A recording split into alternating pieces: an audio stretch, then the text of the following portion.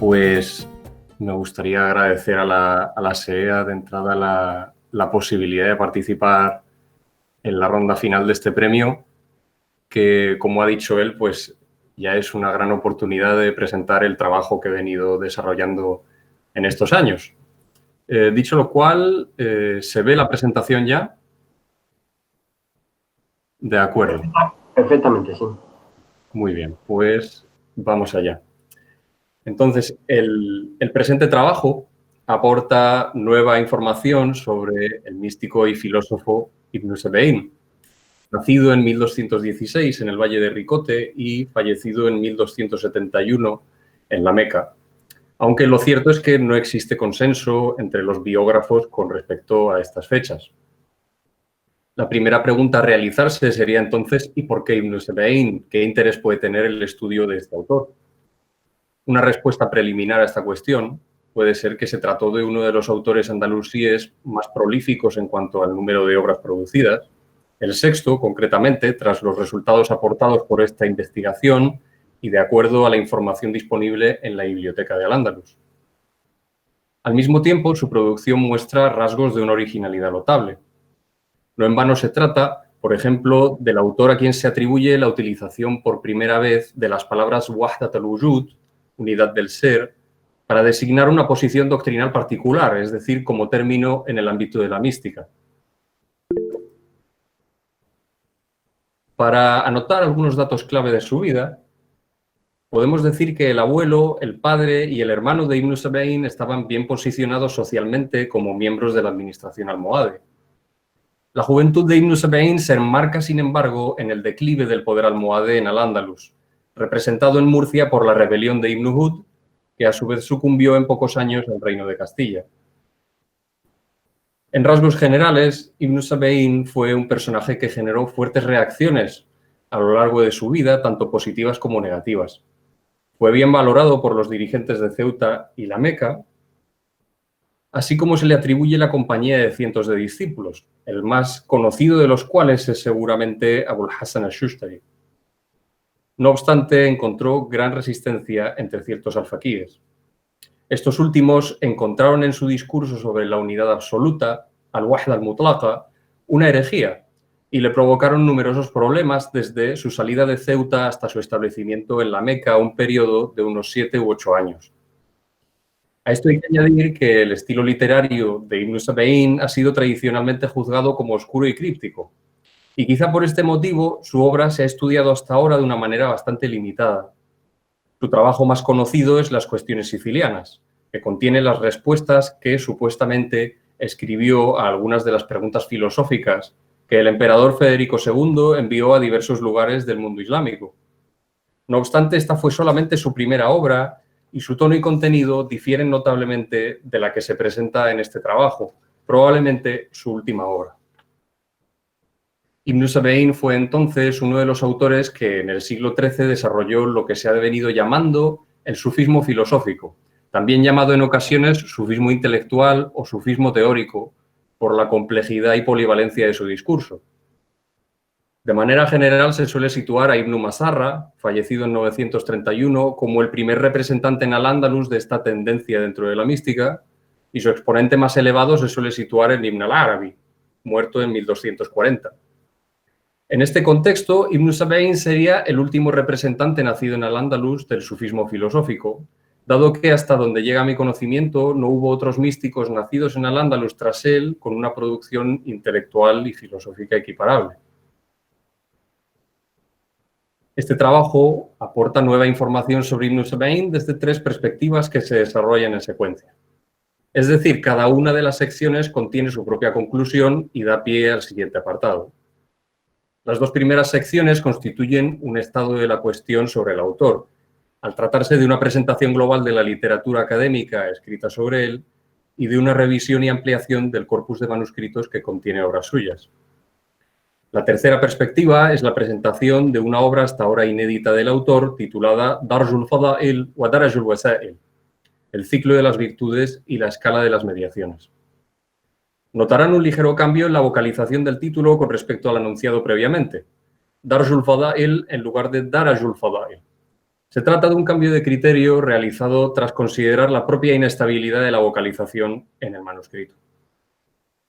Los resultados presentados en este trabajo pertenecen a la tesis doctoral con igual título que he defendido en la Universidad de Granada hace apenas 2 semanas.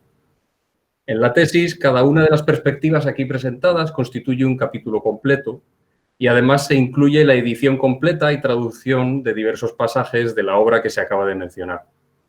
Durante el proceso de estudio de la literatura académica escrita sobre el autor, se ha podido establecer además que esta es efectivamente la primera tesis doctoral en lengua española dedicada a Ibn Sabain. La primera perspectiva es entonces una presentación de la literatura académica escrita sobre el autor. Tras una búsqueda exhaustiva en bases de datos y en las bibliografías de las referencias encontradas, he reconstruido un cuerpo de algo más de 100 publicaciones que han tomado a Ibn Sabain como objeto central de investigación. Este gráfico muestra el número de páginas de cada publicación en el eje vertical y las fechas agrupadas en lustros en el horizontal. Cada segmento de cada columna representa una referencia. Se han ordenado desde abajo hacia arriba, de más breve a más extensa, en cada columna. De esta manera se puede apreciar de manera relativa el número de publicaciones de cada periodo, caracterizado por el color de la barra, cada vez más claro a medida que el número de publicaciones crece. Para no extenderme en exceso, no voy a comentar los detalles, tan solo quiero indicar que se aprecian 3 fases en la evolución de las publicaciones sobre Ibn Sabain. Una primera fase fundacional entre 1853 y 1944, un periodo de publicaciones extensas de 1955 a 1989 y finalmente una época de mayor número y diversidad de publicaciones a partir de 1990, donde destaca el efecto que tuvieron las publicaciones de Ana Akasoi a partir del año 2005 sobre un estudio renovado de las cuestiones sicilianas. A pesar de que la producción académica sobre Ibn Sabain es relativamente extensa, como se puede apreciar, lo cierto es que la mayoría de las investigaciones se han centrado particularmente en los aspectos filosóficos de su doctrina y además una parte importante de sus obras permanece todavía sin editar. A la vista de las limitaciones observadas y de la ausencia de especialistas claros de referencia para el estudio del autor hoy en día, decidimos entonces que lo más conveniente era realizar una nueva búsqueda de manuscritos de sus obras, con la intención de seleccionar y estudiar alguna de ellas que pudiese aportar información novedosa y relevante sobre él. La última presentación exhaustiva de la obra de Ibn Sabain fue publicada por Ana Akasoi en la Biblioteca de Al-Ándalus en 2007. Sin embargo, en plena era digital, la información disponible sobre los manuscritos crece año tras año.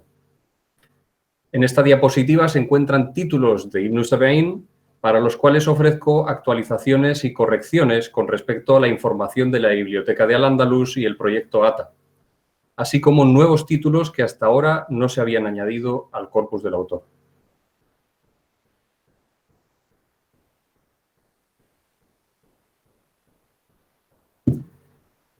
Desde una perspectiva cuantitativa, estos son los resultados de esta revisión y ampliación.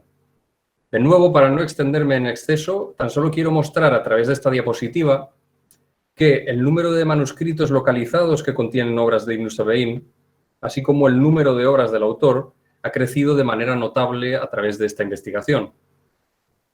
En definitiva, los datos arrojados por esta búsqueda vienen a confirmar que existe material inédito de Ibn Sabain que puede aportar información nueva y relevante.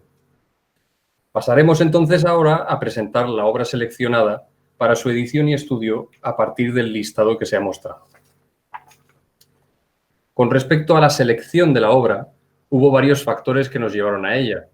Uno de ellos fue su fecha tardía de autoría. Tal y como nos informa el colofón, la obra fue compuesta en el año 784 de la Égira, menos de 3 años antes de la muerte del autor, cuando ya llevaba tiempo siendo un respetado maestro en la Meca. Además, la obra muestra una gran extensión y complejidad. Se conservan 131 folios y está incompleta. Por otro lado, su gran obra de referencia, Buddul Arif, el objeto de adoración del gnóstico, fue compuesta más de 20 años antes en Ceuta, su primer lugar de residencia estable como adulto.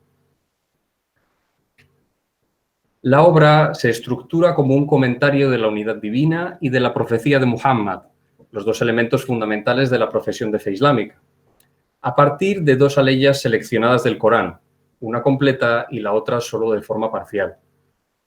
La unidad y la profecía son tratadas en la obra como la primera palabra y la segunda palabra respectivamente.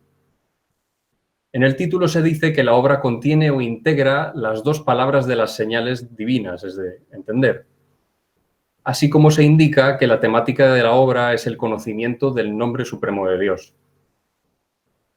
En la introducción ya se deja ver que el monoteísmo primigenio es una de sus referencias fundamentales.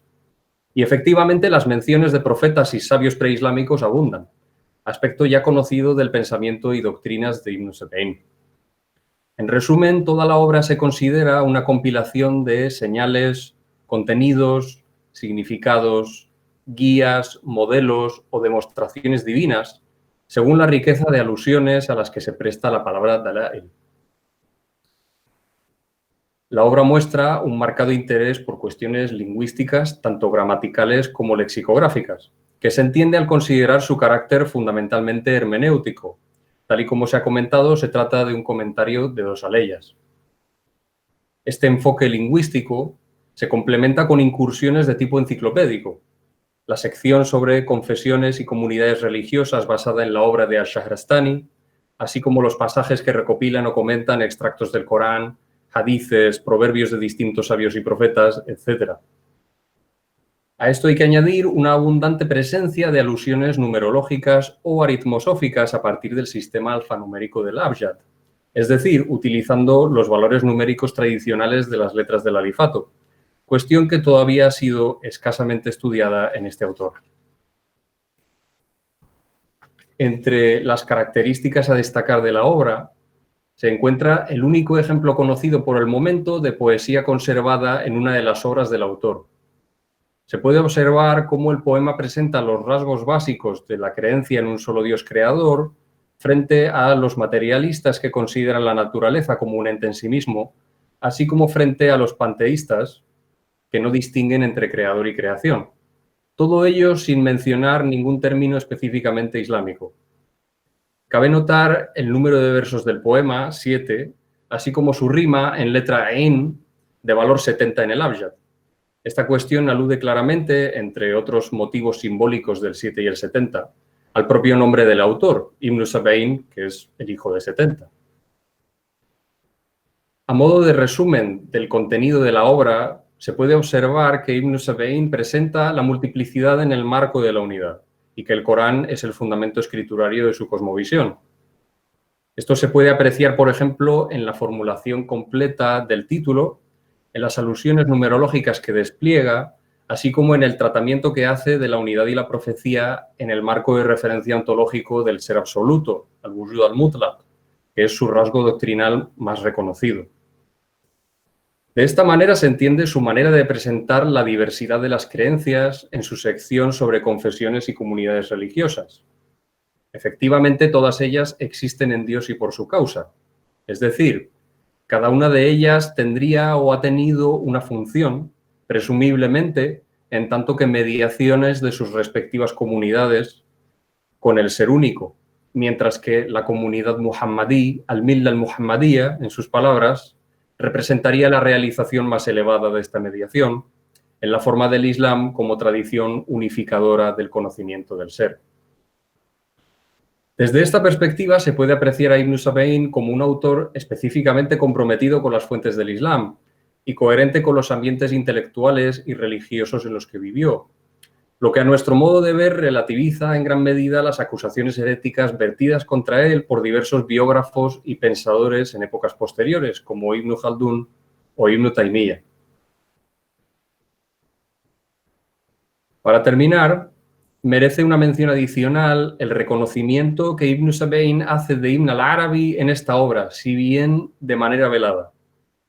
Para presentarlo, utiliza parte de su nombre según la cadena que muestra al-Dhahabi en su Tarikh al-Islam, así como alude a dos de los apelativos con los que era conocido Ibn al-Arabi entre sus seguidores y admiradores, el sello de la santidad, Khatimul Walaya, y el maestro máximo, Ash-Sheikh al-Akbar.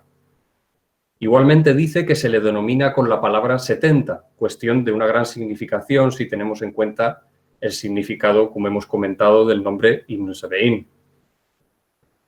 De esta manera se aclara una cuestión que resultaba previamente un tanto desconcertante, y es que Ibn Sabein, a pesar de criticar en sus obras a grandes figuras del pensamiento islámico, como Al-Farabi, Avicena, Al-Ghazali o Averroes, nunca, sin embargo, hace crítica alguna de Ibn al-Arabi. No obstante, a pesar del descubrimiento de esta filiación espiritual de Ibn Sabein con respecto a Ibn al-Arabi, no parece adecuado considerarle un seguidor o discípulo, por cuanto la obra de Ibn Sabein difiere netamente de la de Ibn al-Arabi, tanto por su estilo como por sus referentes o su metafísica. Más bien parece que Ibn Sabein se consideró seguidor de la función espiritual de Ibn al-Arabi como polo de la tradición sufí, y esto fue lo que le llevó a ser uno de los autores andalusíes más prolíficos, así como a desarrollar su propia formulación de la misma, su propia formulación de esta tradición. A modo de resumen, parece haber motivos para hablar, como hizo Michel Chodkiewicz en los años 80, de una escuela akbarí de Ibn al-Arabi, del teofanismo y una escuela sabeiní de la unidad absoluta. No obstante, es posible considerar a estas escuelas como diferenciadas en el énfasis de su discurso y no en su esencia o su fundamento, ya que sus representantes no especifican estas diferencias. De esta manera, Ibn Sabein representaría un enfoque particular en el grado metafísico denominado ahadiyya, esto es, la unidad indiferenciada, Dios en tanto que único e incomparable, mientras que Ibn al-Arabi representaría un enfoque particular en el grado metafísico de la wahidiyya, es decir, la unidad diferenciada en la que los atributos divinos ya están latentes, el uno a partir del cual sucede el dos, el tres, etc. Muchas gracias por su atención.